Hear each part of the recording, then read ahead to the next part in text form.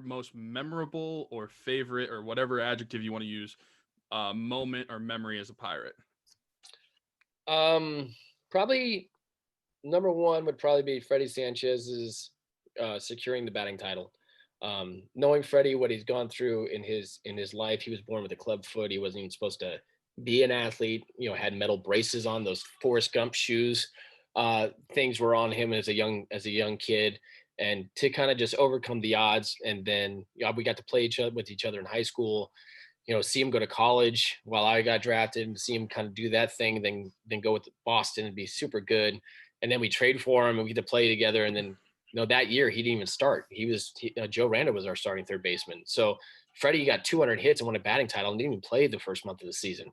So just kind of see that, and see that, and really he was having a tough go those last few days because him and Miguel Cabrera were so close on their numbers that like we would go out to dinner and we would just talk about it and try to just calm him down and be like, dude, you're hitting like 350, dude. You're good. Like, just keep swinging.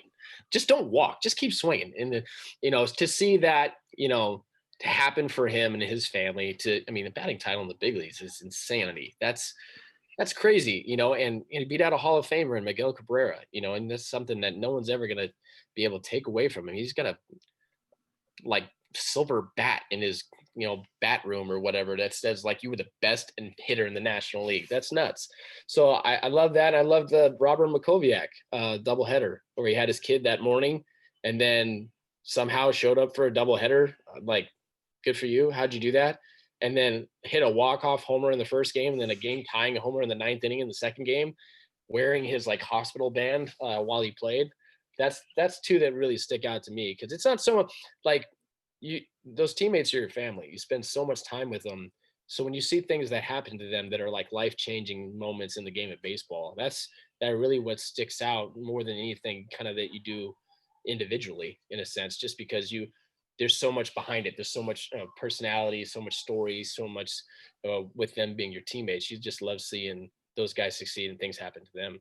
But when you were traded to Seattle, what was your reaction? Because you had spent like 8 or 9 years in Pittsburgh already. Basically, that was your home, like you said.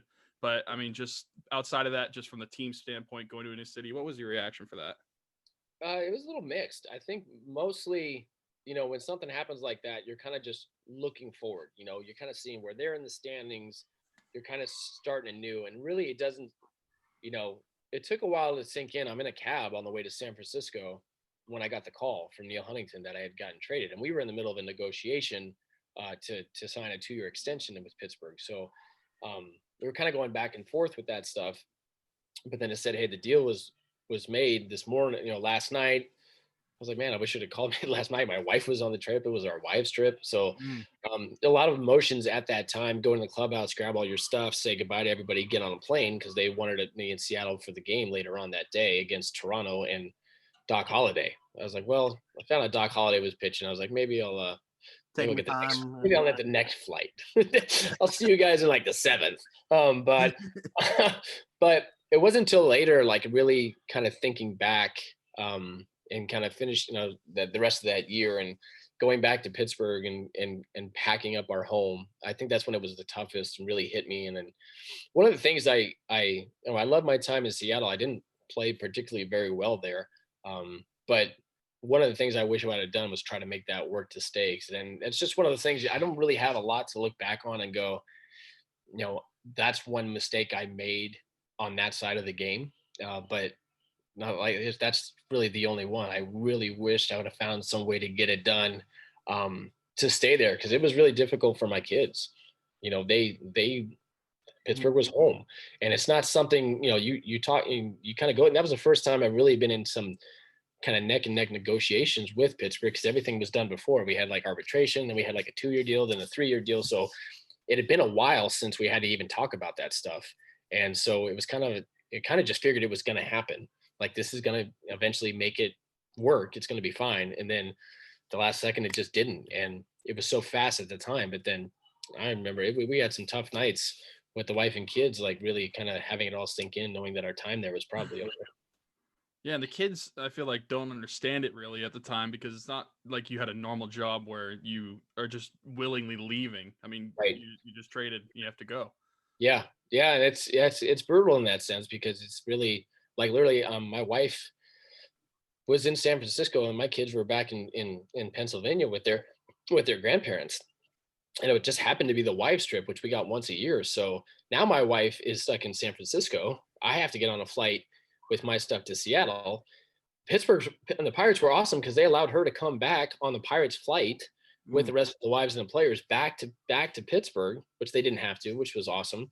And then now she's got to pack up as much stuff as she can, and then meet me in Seattle, a place we've never been before. It's just it's a crazy type of lifestyle when it comes to those type of things because it's so life changing and such a very you know, fast moments where it's like, okay, boom, reality is now completely hit a 180 and you're going in a completely different direction than when you went to bed that night. So, but it's especially tough on them. We as players, it's our job. We have to be able to get up and go, put a different uniform on and play for a team. And you kind of just, you got to go fall back into like, this is baseball. This is what I do. But that's not what my kids chose. So Mhm. that's probably the toughest part about it for sure. Okay. Yeah, I feel like, I mean, that's second base, shortstop combo. You guys have to have a good relationship. You do. You really do. And it's because that is, I mean, other than pitcher catcher, which only comes up every now and then, because if you're a starter, it's only one every 5 games or 6 games. Mhm. And then if you're a reliever, it's every now and then. But there's nothing like the team aspect part of the two guys up the middle, like that you have to be in sync at all times. And for us, for Fred and I, we had done that since high school. So that was something that, the chemistry there and what we were doing on the field is kind of like second nature to us.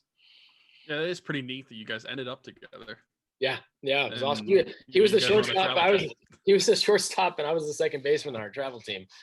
And then they kind of ended up switching on later on. It was pretty cool. He was really really good, man. He had an absolute bazooka in high school. I couldn't hang with him because we went to the tryout to do the club team. We went to the tryout and they said, okay, go to your positions that you think you want to try out at. So I'm like, I go shortstop. That's what I do, right? So I go to short, and he's in front of me, and he takes the first ground ball and just goes and he just throws this absolute bazooka to first. And I literally just said, I looked at it and went, okay. So I walked over to second. I was like, I can't do that. Like, that's really good. Good for you. I'm going over there because I know I'm better than that dude. So I went over and walked over to second, and then that was it. Then we were the double play combo. So he had an absolute bazooka in high school, man. It was crazy.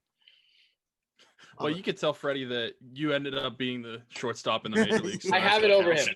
He has a Yeah. batting title and like two World Series rings and I think 3 All-Star appearances. But I was the shortstop, so yeah, he can deal with it however he wants. But yeah, no, I was so happy for him when he got those rings in San Francisco. Man, it was so cool to watch him do so well, and he set a World Series record because I think he hit 5 doubles. Oh, is that me? My bad, guys. There you Yeah, go. I think he hit 5 doubles his first 5 plate appearances in the World Series, and that Oh, set a didn't know record. that. Wow. Yeah, yeah. So he's got the record for. Well, I think it's doubles, and he might have it for most consecutive extra base hits to start a career in a World Series or something like that. He's got something. He just breaks records. Around the 412 trivia. There we go. Yes, there it is. Bring that one. But what I was gonna say, do you still talk then to any of your teammates? Oh yeah, yeah. We actually have a thread going right now. It's 2008 Pirates. So there's like all these guys. And we have a text thread, and we're just kind of going over. Xavier Nady started it, so he just started adding everybody. So there's Chris Dovey, there's Ryan Domit, there's Jason Bay, there's Freddy Sanchez, there's our trainer in there. I mean, it is. I have it right here. It's hilarious just what everybody's kind of bringing up from back in the day, and it's really good to hear from them and like get pictures of all their kids, Yeah. see what we all look like at 40. Josh Fogg, is on there. I love Josh Fogg and his family is awesome. So it's really good to connect with those guys. But definitely we'll all stay in touch. We have the fantasy football bond. A lot of us play fantasy football. So but I definitely talk to Freddie the most. I see him a lot because Jacobson at Grand Canyon University in Phoenix, and he lives right there. So I see him. Okay. Yeah, and he's my main fantasy football kind of guy I talk to come up with decisions. So he'll be getting a call later on today. Okay.